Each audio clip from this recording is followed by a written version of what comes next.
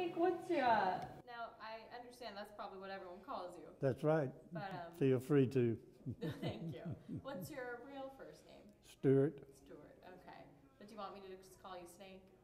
Stuart. Most of them say Stuart Snake Wallace. Okay. Stuart Snake Wallace. How'd you get the name Snake? It's a pretty long story, but it happened when I was about 6. So you really want to hear it? I really do. Well, my great-grandmother raised me from age 2 to 14. And living there in Eagle Lake, Texas, two fellows who lived next door were in high school. Well, when they'd come home for lunch in those days, well, I'd get out on the sidewalk and they'd skip over me, you know, and all this. So I thought it was a big deal, and they went along with it. Well, one day my great-grandmother says, "You need to get a haircut," sent me down to the barber, and tell Mr. Jones to, what was the word he used? Anyhow, shingle. He said, just tell Mr. Jones to shingle your hair, you know, and the old man knew what to do. So, but the old man misunderstood me. He thought it said shave. So I'm coming across the railroad tracks to the house, and the sunshine, it's high noon. These two boys are coming, and I'm rushing over there to make sure they hop, skip over me, you know. And one of them says, "Gosh, you don't have a hair on your head. You look like a snake." So it hung on, you know, and then I joined the Navy in Houston. There was what year did you join? 1943, January 43. And well, a good friend there that I palled with on the train out to California, he picked up on the name Snake. And then there were a couple of guys from my hometown out there that knew me by Snake. This one guy from Houston and I were the only 2 men out of that company in boot camp that went aboard the New Orleans. Well, of course, the name Snake went with it. I go down to college at Texas A&I in Kingsville, Texas. "Hey, Snake." So. Wow. Now, how old are you? 87. 87. It's stuck with you all these years. Wow. Yeah. Somebody said, I told a story at the last reunion, big reunion in Austin, and they said, "All for the name of Snake?" All for the name of a haircut? Anyway. It's stuck. Yeah. Well, Snake, so you joined the Navy in 1943, and you were on the ship for 2 years then, 43 and 44? 2.5 years. 2.5, okay. 2.5 years. I know you guys, there were probably hundreds of experiences. What was your rank over there? Fire controlman. Now, I told that to a friend one time who had been in the Navy, and he thought I fought fires. But fire control is gunnery, and I was a rangefinder operator mainly. What was the hardest part of that job? Well, the hardest part was trying to track one of these kamikaze planes. Now, if we were bombarding an island or shooting at another ship, simple. But when a guy's coming out of the sun in an airplane and you're trying to get a range on him to put in the computer to fire at him, that's a little difficult. So that's the hardest part of a rangefinder operator's job, is getting on the target, you know.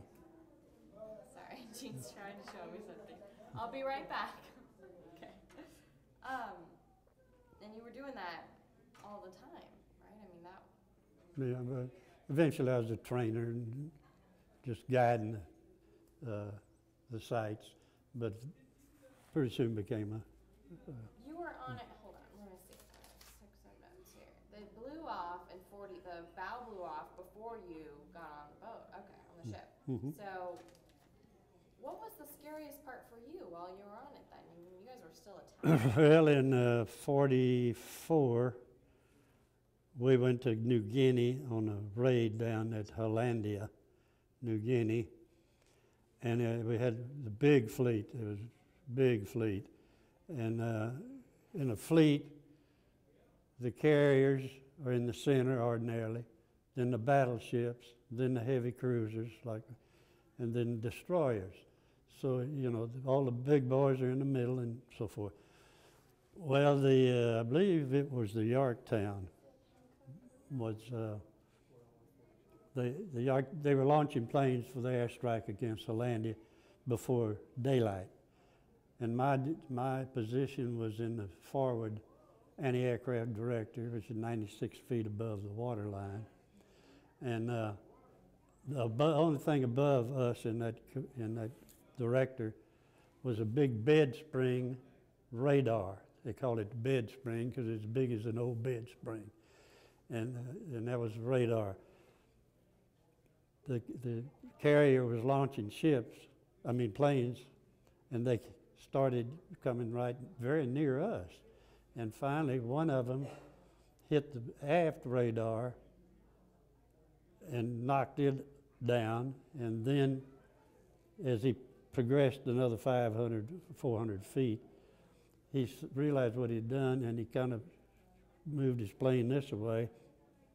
And his plane wing hit this radar, which was about 10 feet above us in that director.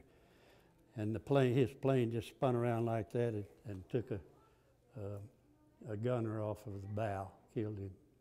But it was very close to killing all of us up in the director forward. So that was probably, if you just want to know. Scariest. Well, yeah. Okay, so I'm trying to follow it. Hold on. What's the time code? 10316. Okay.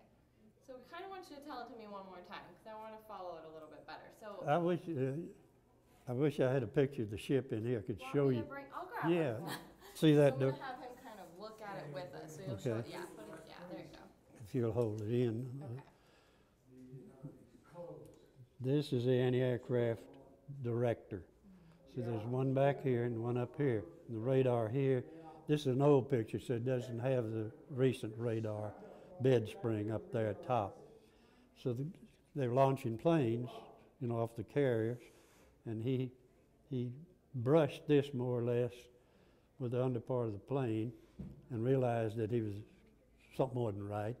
So he veered this way, then the wing hit the radar antennas up here, and he just spun around and went right off this bow here. And this picture. But Did you see it happen? You watched it happen? Well, it was dark, but of course there was a big flash when he hit he didn't land on the ship, but he took this sailor that was in the gun position with him, and of course killed both of them. But being that close, when he went right above us, if he hadn't hit this one and realized what had happened, he realized by the time he got here, he could have taken even this part and some of the bridge. And what was it called that he was flying? An airplane, yeah. Okay. I think it was a bomber, but a Navy bomber. A Navy bomber. Right. So. What's the time code, Craig? 10518. Okay. When you realized that happened, We bailed out because somebody said, "Here comes another one." How they're loaded down with bombs, so they're not getting off the water too high at this point. So we all got out of that director as fast as we could, but he didn't hit it. So. But that's probably the closest encounter. We had a lot of close encounters, but to me that was so personal because it was right there. when it happened, what went through your mind? Like, what were you thinking when it was happening? I was trying to figure out how it happened, why it happened, So the only thing you do is get out of the way. So when you're that high above water, you don't jump. So you just work your way down right quick. What's the neatest part about coming to these reunions and meeting up with these guys? Some of them, did you know some of them? Oh yeah, well, I started them all. What do you mean? I founded the Reunion Association. So talk to me about that. Well, I had well, this is a pretty long story for a TV deal. Well, we'll cut it a little bit. I promise. In 1965, Oh, this thank is just a card, Thank the you. back part's Okinawa. But anyway, in 1965, I said, hey, it's time we had a ship's reunion. So I had an album, photo album, with a lot of names and addresses that I had put together during the war. And so I started contacting these guys, and then I called a couple of guys that lived up near Houston that I'd been in touch with after the war. Great idea, Snake. So I go up to Houston, and 4 of us get together up there and said, let's do it. So I started mailing all these guys, that were in the album, and it just built up. So we had the first reunion in Austin in 1966. 78 sailors showed up. And of course, family, one fella came from Cleveland with 6 kids. But Austin was a good place because we had things to do in Austin. Do you guys always meet at different places every year? Mhm. Wow. Well, we started out having one every 3 years. And then somebody says, let's have them every 2 years. It's like a fraternity, it really is. I mean, it's the world's, a ship, and its sailors or whatever. It really becomes a fraternity. And at one point during the war, we did not make a liberty, a nighttime liberty, for 8 months and 17 days. Just one island after another between Pearl Harbor and the Philippines. So, and the fleet was building and building and building. By the time we got to the Philippines, you look out on a raid and there'd be 50, I'm talking about warships, So anyway, then we started. Yeah, it's getting too much. No, Y'all you're cut fine. it. I'm tracking. Okay. I'm just tracking it. So like Okay. when you say something, I'm like, what's the time code? So I can write Yeah, it down. right. Yeah. Quickly find it. So eventually, we started having them every year. And so since I put on the first one in Austin, well, Snake, why don't you put on the last one? So we looked at Louisville and a couple other places, and somebody said, well, why don't you just do it again in Austin? So we did. 2010, we had the last regular reunion. These are what we call mini reunions. Some of the guys in California would get together out there and have mini, and we'd have mini reunions in Texas. A few people from all over here, though, right? I mean, who's here? I heard someone from Boston was coming out. Or, is that right? He didn't make it. Oh. But we have people here from Florida, and of course Oklahoma, Arkansas, California, Texas, Louisiana. So I know why you want to do it, but when you see these men and these sailors coming together like this and sharing stories, what does it mean to you to talk well, about it's just camaraderie and kind of like a fraternity or a sorority. I mean, it's family is what it really boils down to. And we've had them in so many places that you kind of covered sections of the country, and it was very educational. I had 2 children, and boy, they couldn't hardly wait to go to the next reunion because they were going to a town they'd never been to, usually. So just a lot of good things. It's pretty amazing. I mean, the photos and everything are just incredible. Yeah. The ship, what was so special about this ship to you? I mean, you got on it right after they repaired the bow. Well, when the sailor in a wartime deal, they gripe, moan, bitch all the time. I mean, let me get off of this pig iron thing, And But when it's all said and done, golly, I'd like to see old so-and-so. And when I started putting the names together, and I'd get a hold of somebody who had passed away in the family and tell me, you know. So those things were kind of, what would you say, disheartening. But anyway, by and large, it's been a fantastic trip. It's incredible. 40 some odd years. Yeah, it's 65, right? Your first one was in 66. 66. But the mini, the pre, was in 65 and Austin. Yeah, well, the last one was 2010, so you can just space that, but they weren't every year. But we stayed in touch with each other, and there'd be visits. There's a widow lady in here right now who, when 2000 celebration came, they came from California and visited us, and we went over to Corpus Christi, brought in the Millennium. So, you know, things like that. And I've spent the night all over the United States with some, off and on, New York City, and, you know. Where's your favorite place? San Francisco, and beyond me, we didn't have one. We never had a reunion in San Francisco. Favorite city in the world to me, yeah. Mine's San Diego. Well, there's nothing wrong with that. No, San Francisco is beautiful. Yeah, A well, little colder.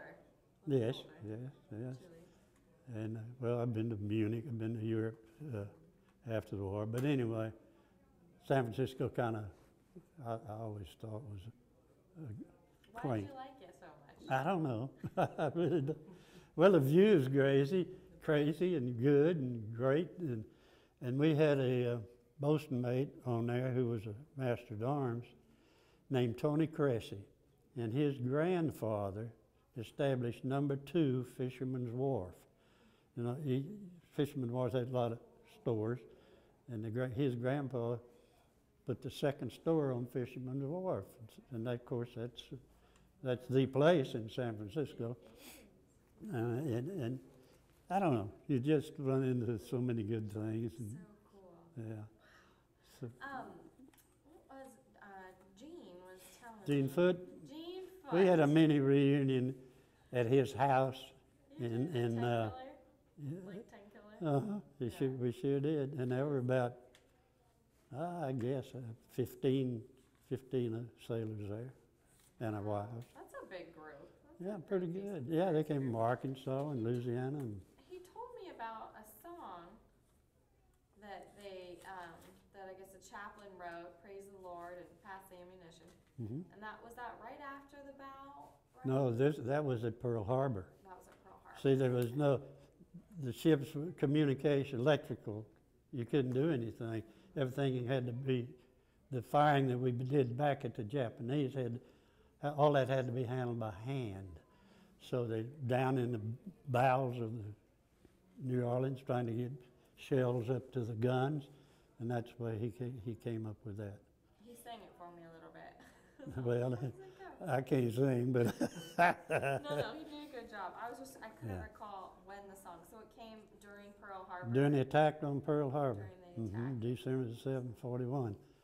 And, but the New Orleans was tied up at a dock that was opposite all of the pictures you've ever seen about the ships being sunk at Pearl Harbor. And so it was kind of down in a corner, so to speak, of the harbor.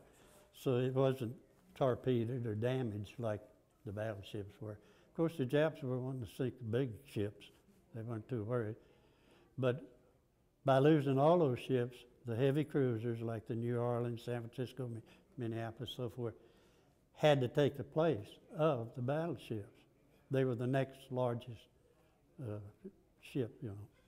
So we had a lot of work to do, but until the battleships caught up, you know, building new ones. So, Thank you so much for well, sharing some of that with we were all mad because we weren't invited to Tokyo for the signing. They sent us to the Yellow Sea to put a show for us. The nationalists and communists were fighting. You could hear them in China.